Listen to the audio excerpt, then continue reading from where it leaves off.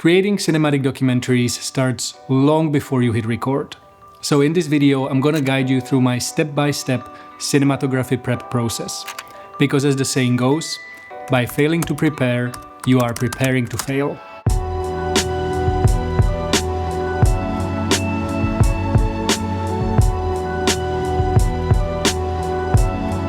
So let me give you a little bit of context. Recently, I DP'd a 4-day documentary shoot in Copenhagen with a climate activist from Uganda. And together with the director, we wanted to develop a quite unique visual language. One that represents the character and the world that he's currently in. Looking back at the shoot, I think we did a really good job.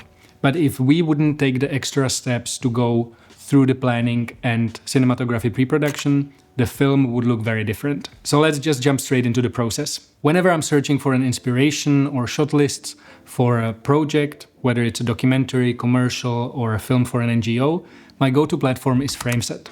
FRAMESET allows you to sift through commercials, through narrative, through short films, and basically find the right inspiration for the project.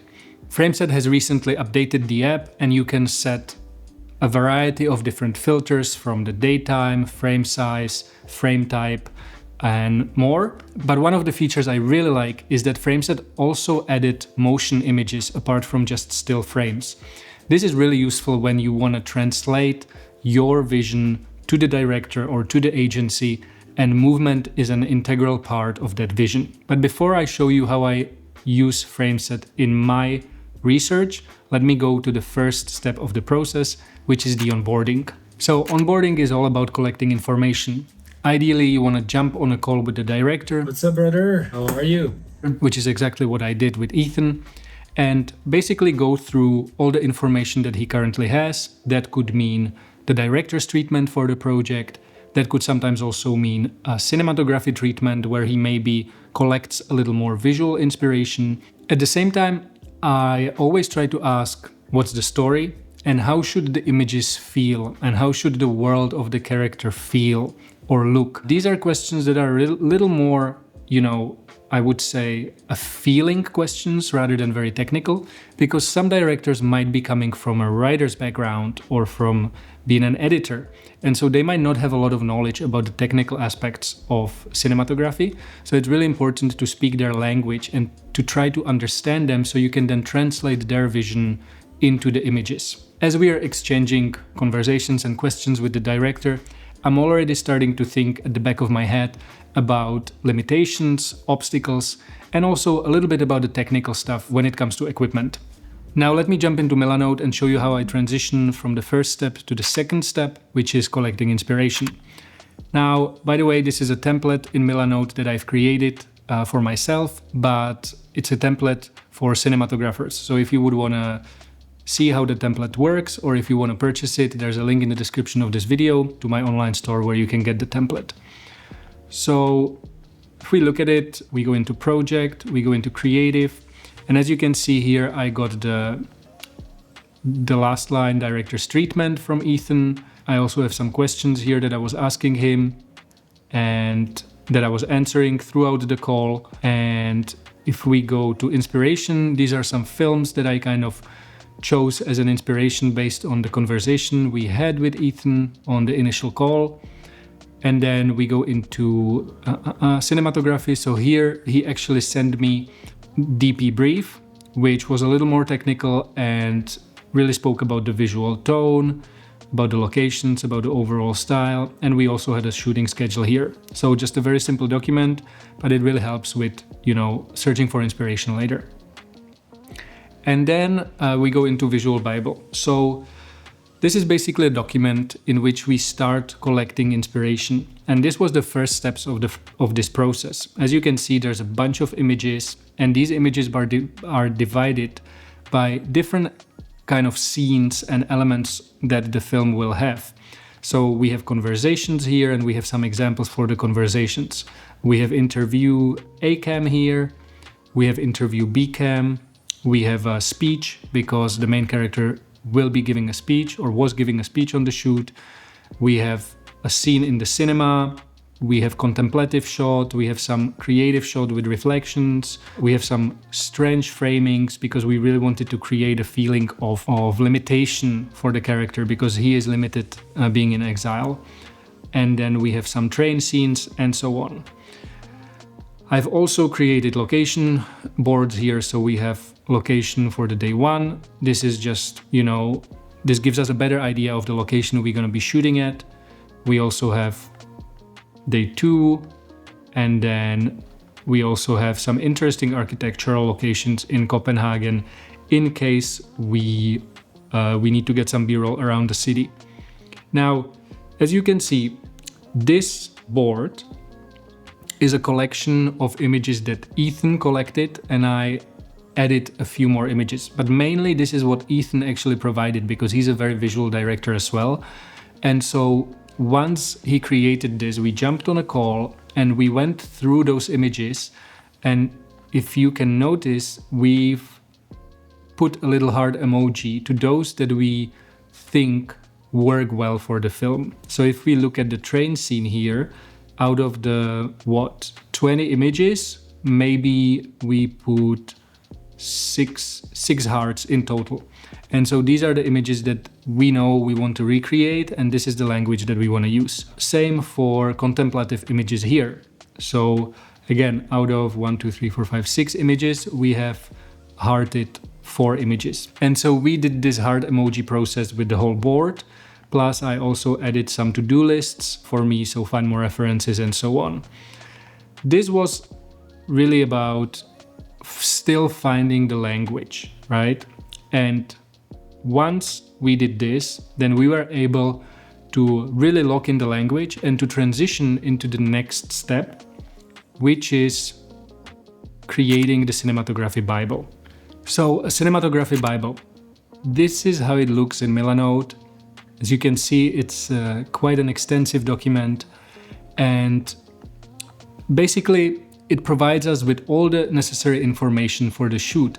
So we have technical specs here, we have the cameras that we're gonna be using, aspect ratio, resolution, frame rates, codecs, we have the lenses that we're gonna be using. By the way, when it comes to lenses, that's something that we've also decided in the previous step, it was also based on the availability, but we decided to go for the Nisi Athenas lenses. And then we have some creative rules, so camera movement, interviews, how we're gonna frame them, character's perspective. Here we've, for example, said that we will try to keep between 70 to 150 centimeters from Nyombi because we don't want to be in his face, but we want to be in his world. And so we don't want to be shooting on wide lenses too much. I think we mainly shot on a 25 and 35, but we also don't want to be, super close to his face so that we are not really breaching his personal space. We have some rules for establishing shots. Also, we have some rules for the scene coverage and so on. This is the step where I really start developing the language based on what we have selected in the previous step with Ethan. So this is really where FRAMESET come into play. Basically, for each of these, scenes, in this case, I want to find more inspiration. So we have cinema here, we have conversations, we have train ride. As you can see, I've already selected some moving images here from FRAMESET that I really liked. We have phone call in the park, we have interviews, we have asylum center, again, moving images here. We have following Nyombi around the city, some low shutter effect here, which was really useful to have that reference in the moving image. And the way I search for these is that I open the FRAMESET app and then I start searching. So for example, let's say that we're looking for images on the train. So I would say a person riding on a train. Immediately I'm getting a bunch of images, but I know that, for example, I want a single shot. So I'll go into shot type, I'll put clean single, apply, and I'm getting images that are clean singles. Now I can kind of start going through these images and I can pick whatever shot feels like a good inspiration for the project. I really like this one, so I'll download this. I quite like this one as well. Obviously, I've already done this process, but looking again at these images, I quite like this one because it really shows the character kind of being isolated in the frame. So I would download this. And then let's say if we select the motion media category, no, image type, motion. Fortunately, we are not getting any images for this particular scene. So let's try to change this, and we say young man in the city, and maybe we remove clean single, and immediately we're getting more images. So here I could then go into this, library and start searching images that feel right. Immediately this one grabs my attention. Yeah, this one's nice. So where was it? So I would download it. This one you can see I've actually used in the actual cinematography Bible. So obviously then I would download it again. And yeah, this would be the process. If we have another scene, let's say a person in a park, and we're getting images here. I like this one. This is really nice. So I could download it. Last but not least, what I really like about FRAMESET is that you can choose media category. And so you can choose movie here, and then immediately you're getting shots that are a little closer to traditional cinema rather than commercial shots, for example. Yeah, if you're interested in checking FRAMESET out, there's a link in the description of the bio with a discount code, so have a look at it. Now, once this cinematographer Bible is finished, I can either keep it in my phone or I can print it out depending on the location. For example, if I know that I'm not going to have an access to internet, I can screenshot it or I can print it out. And every time we're entering a scene, we have that with us. So that gives us the ability to make sure that we're staying on the visual language that we've selected, rather than that we are kind of, moving away from it, because that can sometimes happen in documentary shoots. You're in the moment, you're running around, you want to capture everything, but it is important to be able to stick to that visual language, put yourself into a box with the rules that you create, and that way you will be able to create something that is a little more coherent and has that, I would say, professional and cinematic feeling to it. Now, once the Bible is done, the next step is obviously the shooting. And as I said, I think that we've managed to create similar images to the references we found. And so let me just show you some images that we captured, only in the stills, because these are just dailies. But here you can see the reference that we've selected as a cinema, and you can also see the images that we've created. Here you can see the conversations. As you can see, the framing is always kind of looking outside of the frame rather than inside to create that feeling of tension. And these are the images that we've captured. Now we have the train ride. So these are the images that we've collected for inspiration. And these are the images that we've captured.